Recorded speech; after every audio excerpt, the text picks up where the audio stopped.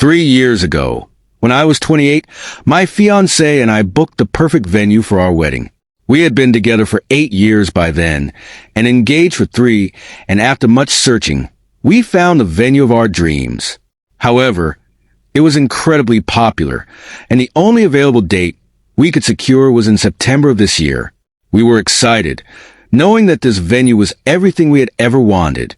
We were prepared to wait, and the next 3 years were filled with anticipation and planning. Fast forward to a few months ago, my younger sister got engaged to her boyfriend, and they announced that they were planning to have a spring wedding next year. I was genuinely happy for her and excited at the prospect of us both preparing for our big days, though hers was further out. Not long after, she revealed some even bigger news. She was pregnant.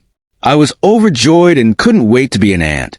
Our family was ecstatic as well. It felt like this year was going to be filled with celebrations for both of us. Yesterday, our family gathered for a barbecue hosted by my parents, and it was during this event that my sister made her pregnancy announcement to our extended family. Naturally, everyone was thrilled, and my future brother-in-law, her fiancé, stood by her side, beaming with pride.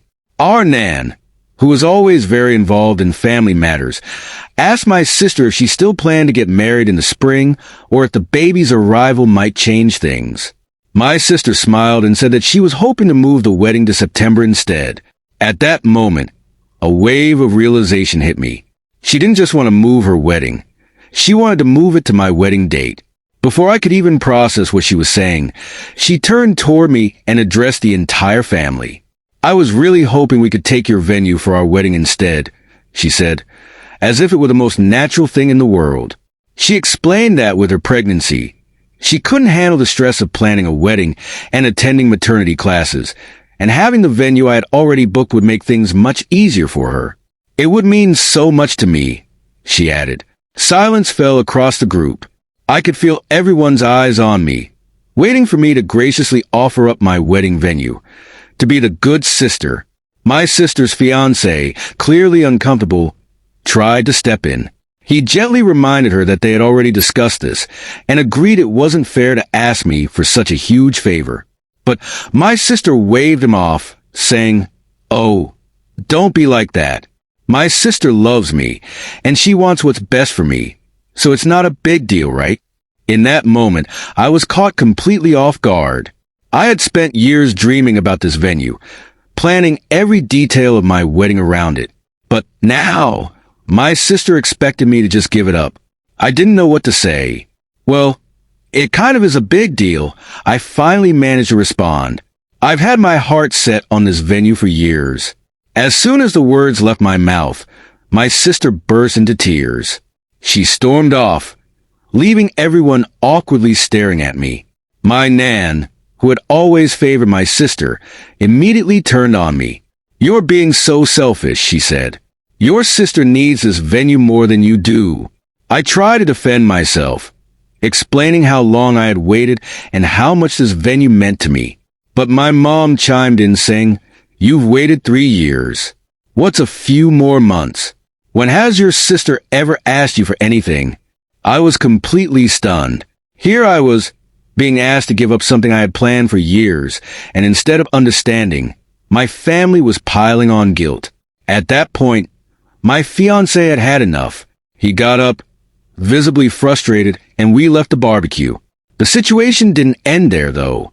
Later that night, my sister called me, sobbing, saying it was unfair that I always got what I wanted and that I could have done this one thing for her. She went on and on about how she was pregnant and stressed, and how this venue would make everything easier.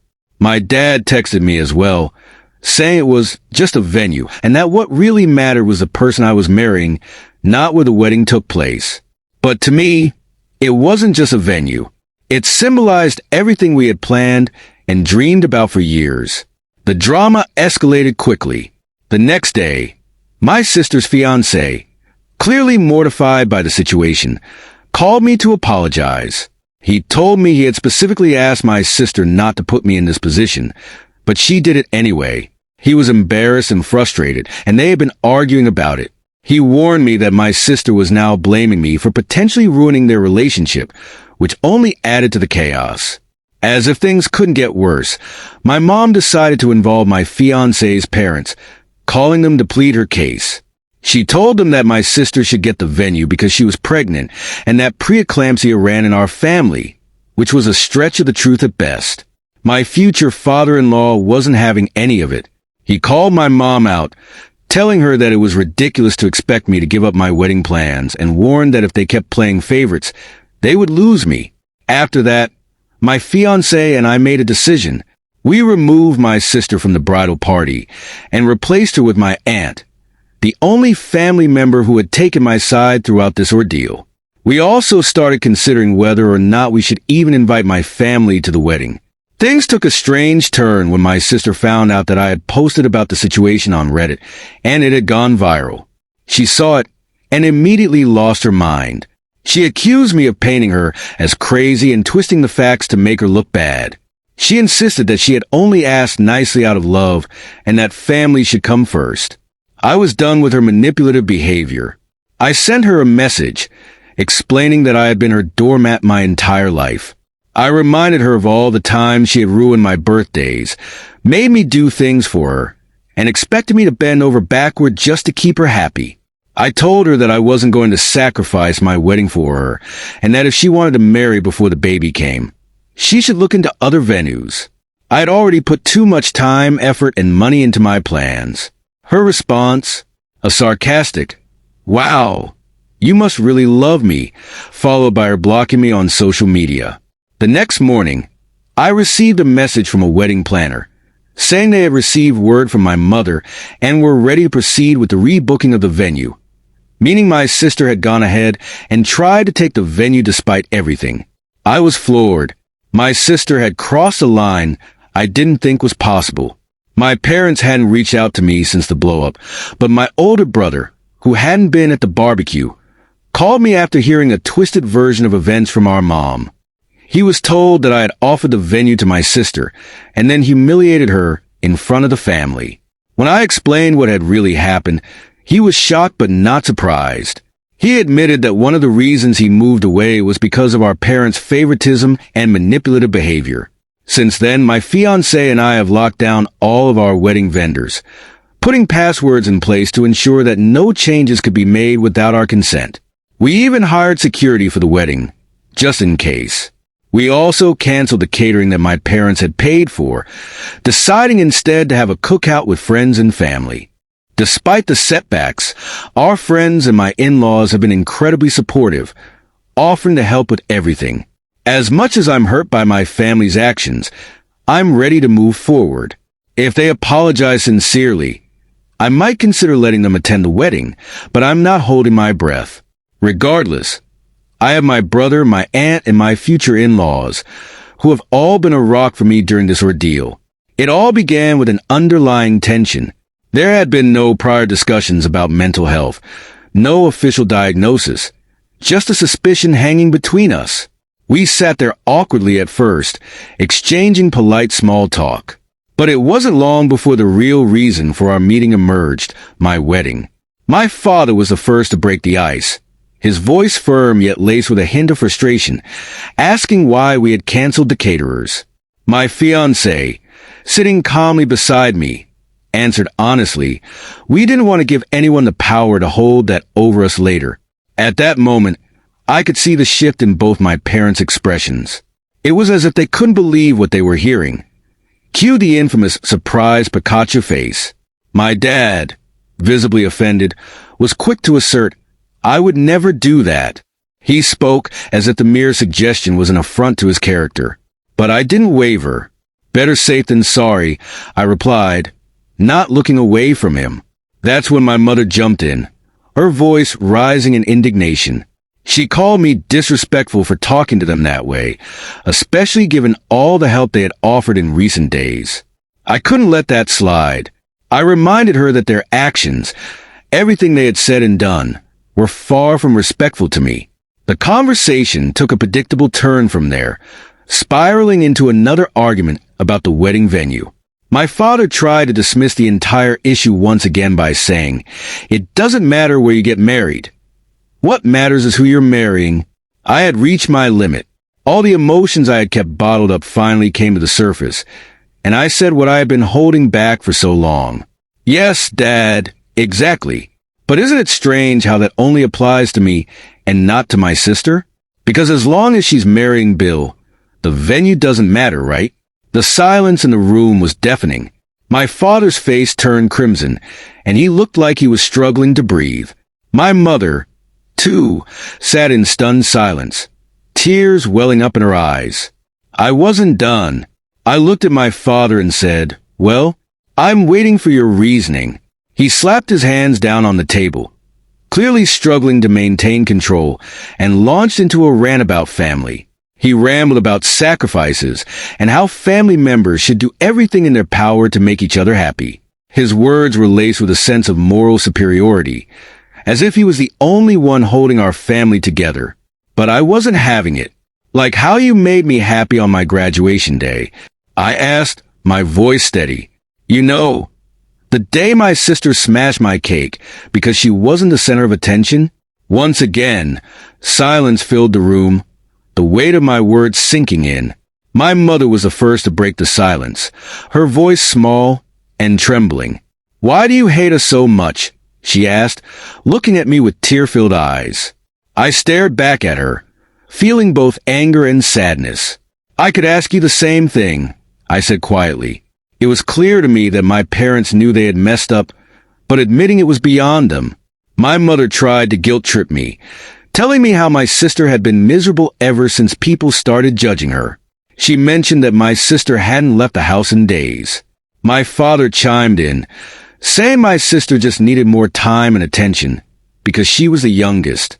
It was the same old excuse, the same defense of her behavior. I took a deep breath and laid out what I had been feeling for years.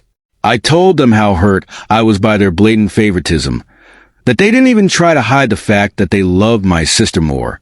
My mother immediately denied it, saying, "That's not true. We love you both equally." But I had come prepared. I pulled out my phone and opened a document I had been keeping for years.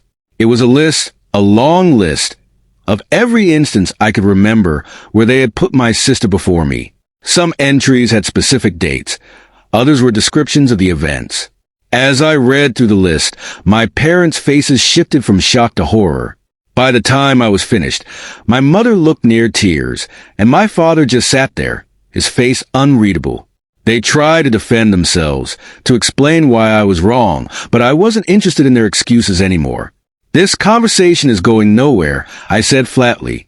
"Either you arrange family counseling and apologize, or you won't be invited to the wedding."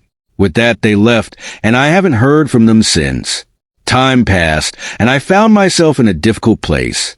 My parents held on to their position, refusing to admit any wrongdoing. To them, I was the villain, the one responsible for my sister's depression, the one who had damaged her relationship with Bill. It escalated to the point where I had to block them, change my phone number, and even cut ties with some extended family members who took their side. What should have been a joyous time in my life, filled with wedding preparations and excitement, became mentally and emotionally draining. My sister and her friends harassed me on social media, posting nasty comments on Facebook and Instagram. Eventually, I decided enough was enough and deactivated my accounts. But through it all, I was lucky to have the unwavering support of my husband's family, my friends, and my brother. They were my rock during this turbulent time, and I'm forever grateful for them. Just days before the wedding, my grandmother showed up at my door. She begged me to let her attend the ceremony.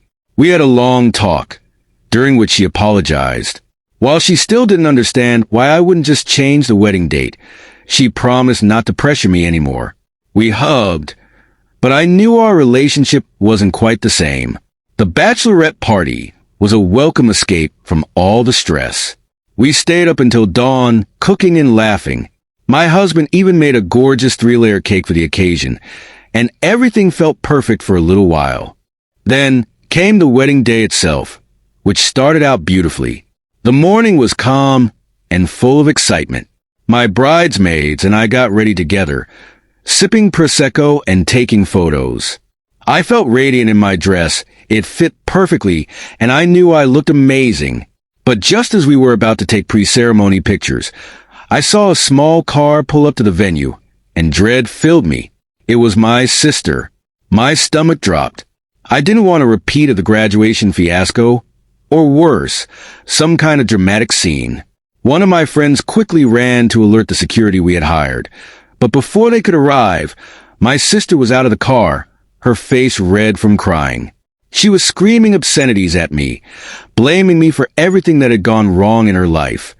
Her breakup with Bill, her unhappiness, all of it. I felt a strange mixture of anger and pity. I knew she was hurting, but her actions were out of control. Then, in a moment of pure rage, she bent down to grab a handful of mud from the ground, clearly intending to throw it at me. My maid of honor sprang into action, sprinting toward her and shoving her into the flower bed before she could even raise her arm. The security officer arrived just seconds later and escorted her away. That was the final straw. I didn't want to escalate things with the police, but I knew I had enough grounds to file a restraining order. I didn't want her anywhere near me or my life anymore. After that, the rest of the wedding was perfect. I married the love of my life, my best friend, my rock. My brother walked me down the aisle, and there wasn't a dry eye during the vows. It was everything I had ever dreamed of, even though a small part of me still ached for my parents to be there. The reception was full of laughter and joy. My husband surprised everyone with a choreographed dance to a Taylor Swift song, and the speeches had everyone in stitches. We left for our honeymoon shortly after, and by the time we returned, I knew I needed a fresh start.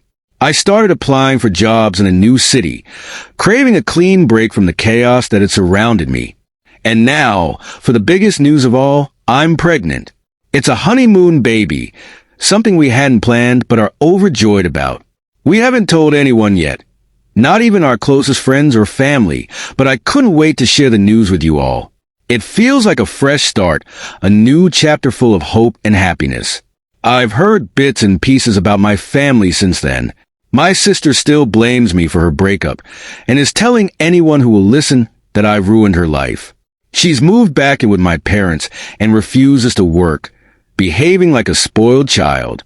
From what I've heard, my parents are exhausted, and it seems like their indulgent parenting is finally catching up with them. At the end of the day, cutting them out was the best decision I could have made.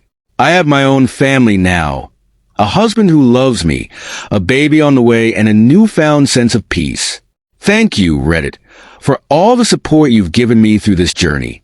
It's been invaluable in helping me find my voice and stand up for myself. I'm ready for whatever comes next.